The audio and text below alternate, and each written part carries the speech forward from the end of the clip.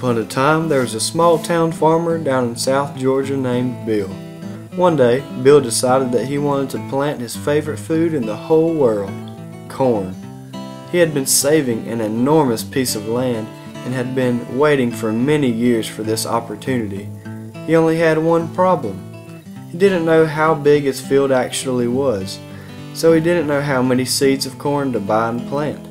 One of his farmer friends once told him to plant 1 seed of corn for every square foot. So Bill's task was to figure out how many square feet his field was.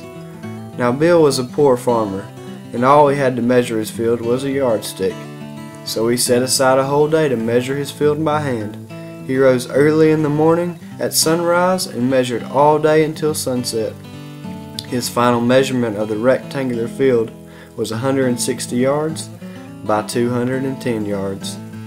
The next day, as Bill was tilling up the land, he continued to calculate the measurements of his field. He knew that there was 3 feet in every yard, so he converted the yards into feet by multiplying 160 and 210 by 3. This came out to be 480 feet by 630 feet. Next, he had to find the area of his field by multiplying the length of the field by the width of the field. The total area of his field came out to be 302,400 square feet.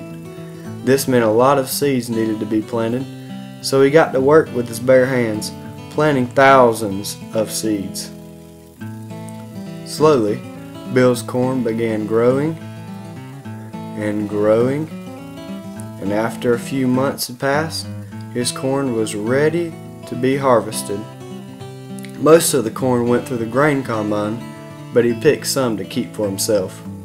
And one thing is for sure, Bill was one happy farmer.